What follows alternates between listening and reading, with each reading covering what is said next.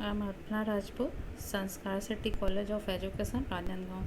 आज मैं यहाँ आप लोगों को साइकोलॉजी प्रैक्टिकल बताने के लिए उपस्थित हुई हूँ। आज देखते हैं हम साइकोलॉजी प्रैक्टिकल में सबसे पहला प्रैक्टिकल है दर्पण आरेखण द्वारा सीखना। अब हमें देखते हैं दर्पण आरेखण द्वारा सीखना। इसमें परिचयात्मक वर्णन, प्रयोगकर्ता का और प्रयोज्य का। जब भी हम कोई भी प्रैक्टिकल करते हैं तो सबसे पहले हम एक परिचयात्मक वर्णन देते हैं, जिसमें प्रयोगकर्ता यानी अपना खुद का और प्रयोज्य मतलब जो हमारा सब्जेक्ट है। नाम, आयु, लिंग, महिला है तो महिला, पुरुष है तो पुरुष, कक्षा, समय एंड दिनांक। इसी तरह से हमारा जो सब्जेक्ट है जिसके ऊपर हमें प्रैक्टिकल करने जा रहे हैं प्रयोज्य, उसका नाम, आयु, लिंग, कक्षा, दिनांक, समय और जब वो प्रैक्टिकल कर रहा है उस समय उसकी शारीरिक एवं मानसिक स्थिति क्या है। इसके बाद हम देखते हैं उद्देश्य। उद्देश्य क्या है हमारा? दर्पण चित्र आरेख की सहायता से अधिगम स्थानांतरण की द्विपार्श्वीय स्थानांतरण की प्रकृति का अध्ययन करना, ये हमारा उद्देश्य है। अब इसमें हम देखते हैं ऐतिहासिक पृष्ठभूमि। ऐतिहासिक पृष्ठभूमि में हम देखते हैं क्या दिया है। प्रस्तुत प्रयोग शिक्षण अधिगमन के क्षेत्र से संबंधित है। अनुभव तथा अभ्यास के द्वारा प्राणी के व्यवहार में उत्पन्न होने वाला प्रत्येक परिवर्तन सीखना अधिगम कहलाता है। दर्पण आरेखण विधि का प्रयोग सर्वप्रथम 1910 में स्टार्च ने अपने शिक्षण हस्तांतरण संबंधी अध्ययन के अंतर्गत किया। सन 1922 में एवार्ड ने तथा 1933 में कुक ने इस संबंध में उल्लेखनीय प्रयोग किए। भारतवर्ष में सर्वप्रथम दर्पण आरेखण यंत्र एवं तर्क संबंधी विधि का प्रयोग करने का श्रेय मैसूर विश्वविद्यालय के गोपाल स्वामी को जाता है। अब अधिगम का अर्थ, जैसे कि आप लोग सब जानते हैं, अधिगम यानी सीखना। अब इसमें देखिए किस प्रकार से हम सीखते हैं। ये तो आप सभी जानते हैं कि सीखना एक जन्मजात प्रक्रिया होती है। इसमें एक एग्जाम्पल दिया है, ये मैं आप लोग को बताती हूँ। अधिगम या सीखना किसी स्थिति के प्रति सक्रिय प्रतिक्रिया है। हम अपने हाथ में एक आम लिए जा रहे हैं, कहीं से एक भूखे बंदर की नज़र उस आम पर पड़ती है, वह आम को हमारे हाथ से छीन कर ले जाता है। यह भूखे होने की स्थिति में आम के प्रति बंदर की प्रतिक्रिया है, पर वह प्रतिक्रिया स्वाभाविक है, सीखी हुई नहीं।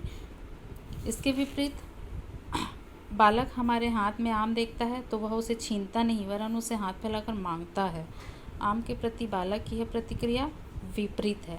आम के प्रति बालक की यह प्रतिक्रिया स्वाभाविक नहीं है और ना ही सीखी हुई है। जन्म के बाद से ही बच्चा जो है वह अपने वातावरण में कुछ ना कुछ सीखता ही रहता है। जैसे कि पहली बार जब वो आग को देखता है तो उसे छूता है और जल जाता है। फलस्वरूप उसे एक नया अनुभव होता है कि जब भी वह आग को छुएगा वह जल जाएगा। तो इस प्रकार से वह आग को जब भी देखेगा वह उसे नहीं छुएगा, क्योंकि उसे पता है कि वह जल सकता है। इसी प्रकार से अधिगम की परिभाषाएं हैं स्किनर के अनुसार है।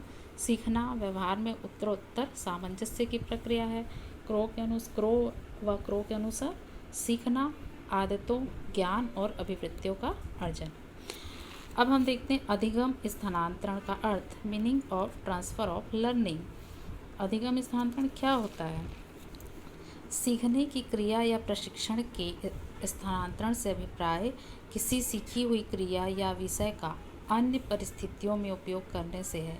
इससे यह भी स्पष्ट किया जा सकता है कि अर्जित ज्ञान का अन्य विषयों तथा क्रियाओं पर प्रभाव पड़ता है। जैसे कि हम कोई भी चीज़ सीखते हैं तो जब हम उसका प्रयोग बाद में करते हैं, कुछ समय बाद करते हैं, तो हमें वो चीज़ याद रहती है या हम भूल जाते हैं।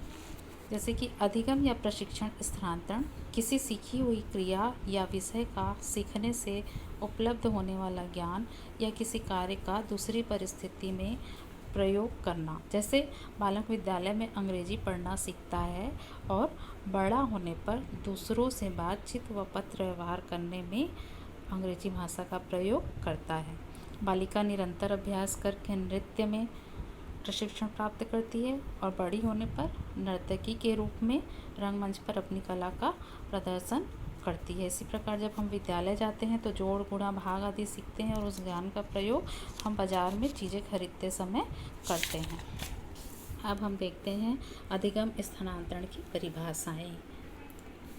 क्रो एवं क्रो के अनुसार सीखने के एक क्षेत्र में प्राप्त होने वाले ज्ञान या कुशलताओं का और अनुभव करने का कार्य करने की आदतों को सीखने के दूसरे क्षेत्र में प्रयोग करना साधारणतः प्रशिक्षण का स्थानांतरण कहलाता है या कहा जा सकता है। इसी प्रकार से शैक्षणिक अनुसंधान विश्वकोश के अनुसार अधिगम एक विशेष प्रकार की अंतर रूप पर लागू होता है।